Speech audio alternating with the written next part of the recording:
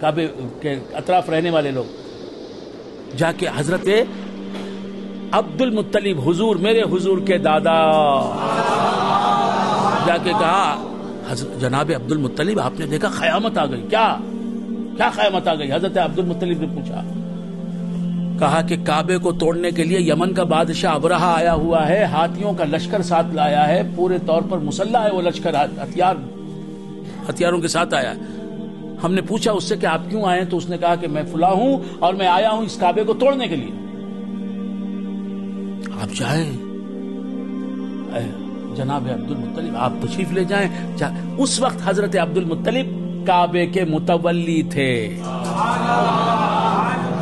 کعبے کے خلید بردار تھے، کعبے کی کنجیاں آپ کے پاس تھیں۔ یہ کون ہے عبد المطلب؟ سراپا ایمان ہیں، یہ مسلمان ہیں، مومن ہیں، موحد ہیں، اللہ کو ماننے والے، بتوں کی پرستش سے نفرت کرنے والے۔ حضور کے دادا جان رضی اللہ تعالیٰ عنہ ان سے کہا کہ آپ آئے وہ توڑ دے گا کعبہ۔ آپ مسکراتے ہوئے کہا کہ چلو آتا ہوں۔ آئے، ابرہا سے آنکھیں دوچار ہوئیں۔ وہ جب ہی آئے، آپ جب آئے تو ہاتھی سے اتر کے نیچے آ گیا، چہرے پر وہ جمال ہے، وہ جلال ہے، نیچے آ گیا۔ کہا آپ بیٹھیے، بیٹھ گیا۔ حضرت آپ بیٹھ گئے، یہ بھی بیٹھ گیا آپ کے سامنے۔ ابرہا نے کہا آپ کون ہیں؟ کہا میں کعبے کا متولی ہوں، خلید بردار ہوں، کعبے کا ذمہ دار ہوں، اور یہ کعبہ اللہ کا گھر ہے، میں اس کا خلید بردار ہوں۔ کہا اچھا آپ کو معلوم نہیں میں کس نیت سے آیا ہوں؟ کون پوچھ رہا ہے؟ ابرہا۔ کہا کہ تو ہی بتا کس نیت سے آیا ہے؟ کہا میں اس کعبے کو تمہارے توڑنے کے لیے آیا ہوں۔ اچھا توڑنے کے لیے آیا ہے؟ کچھ بولے نہیں۔ مت توڑیے۔ کہا کہ آپ مجھ سے میں توڑنے کے لیے آیا، آپ کچھ نہیں بولتے، کچھ کہیے۔ کہا کہ بس کعبے کی دیواروں سے میرے اونٹ باندھے ہوئے ہیں، مجھے اتنا وقت دے دے کہ میں اپنے اونٹ جا کر کعبے کی دیواروں سے کھول لوں اور اپنے گھر کو لے جاؤں اونٹوں کو۔ اس نے کہا مسکرا کر آپ کیا کہہ رہے؟ میں تو کعبے کو توڑنے کے لیے آیا ہوں، آپ اپنے اونٹوں کی بات کرتے ہیں، آپ کا کعبہ میں توڑنے کے لیے آیا ہوں۔ مسکرا کے کہا اونٹ تو میرے ہیں، وَلِلْبَيْتِ رَبٌّ يَمْنَعُهُ، اونٹ میرے ہیں، اس لیے میں کہہ رہا ہوں کہ مجھے اتنا وقت دے، جنگ مت کر، کعبے پر حملہ مت کر، مجھے اتنا وقت دے کہ میں کعبے سے اپنے اونٹ کھول کے لے جاؤں۔ کہا کعبے کی فکر نہیں؟ کہا کعبے کی فکر میں کون کرنے والا؟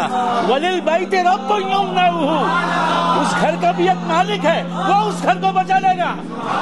اس کے بعد کیا ہوا؟ أَلَمْ تَرَ كَيْفَ فَعَلَ رَبُّكَ بِأَصْحَابِ الْفِيلِ، اللہ تبارک، یہ اونٹ لے کے جانے تک کی انتظار تھی، قدرت کو انتظار تھا، یہ اونٹ لے کے چلے۔ اب لوگ بھاگ بھاگ کے جا رہے ہیں۔ جناب حضرت عبد المطلب یہ کیا فرما رہے ہیں؟ حضور کیا فرما رہے ہیں؟ آپ اونٹ لے کے جا رہے ہیں، کعبہ توڑ دے گا، کچھ بولیے اس سے۔ کہا کہ کعبے کو کون توڑتا ہے؟ کعبہ تو میرے اللہ کا گھر ہے، گھر والا اپنے گھر کو بچائے گا، میرا گھر نہیں ہے وہ۔ ہنستے ہوئے چلے گئے۔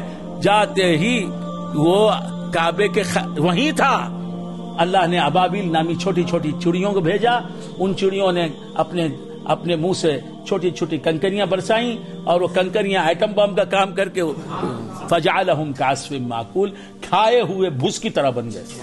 بیت اللہ کو ڈھانے جو آتا ہے اسے اللہ برباد کر دیتا ہے، مگر اپنے گھر کو بچا لیتا ہے۔ اب دل جو ہے وہ کعبے سے بڑا بیت اللہ ہے، دل میں جو تجلی ہے وہ کعبے میں نہیں۔ اس گھر کو اگر میں اپنی زبان سے سخت بولوں گا، گالی دوں، توڑ دوں گا، تو بیت اللہ، اس کعبے کو توڑنے والے کو اللہ نے برباد کر دیا۔ تو دل کو دکھانے والا جو ہے وہ، لہذا دل کو نہیں دکھانا چاہیے۔ اگر آپ نے کسی کے دل کو دکھانے کا کام کیا تو فوراً معافی مانگ لیں۔ کعبہ بنگاہ خلیل اعظم است، کعبے کو خلیل اعظم نے بنایا۔ دل گزرگاہ جلیل اکبر است، یہ دل جو ہے خلیل نے نہیں بنایا، اللہ نے بنایا اپنے رہنے کے لیے۔ بناتے ہیں تو اپنا ایک خاص کمرہ بناتے ہیں، اپنے رکھتے ہیں بلا تشبیہ و تمثیل۔ اسی طرح اللہ نے انفس میں اپنی خاص تجلی کے لیے دل بنایا ہے۔ دل بدستاور کے حج اکبر است، سب سے بڑا حج یہ ہے کہ دل کو تو کسی کے دل میں خوشی پیدا کر دے، کسی کسی روتے ہوئے دل کو ہنسا دے، کسی ٹوٹے ہوئے دل کو جو ہے سنبھال دے. یہ بہت بڑا کام ہے. دل گزرگاہ جلیل اکبر است، از ہزاراں کعبہ یک دل بہتر است. حضرت سعدی شیرازی فرماتے ہیں کہ ہزاروں کعبوں سے ایک دل بہتر ہے، کیونکہ یہاں اللہ بھی ہے، رسول اللہ بھی ہیں، غوث اعظم بھی ہیں، خواجہ بھی ہیں، صدیق اکبر بھی ہیں، فاروق ہے. اس کعبے میں کون ہے؟ ارے یہاں تو سب موجود ہیں.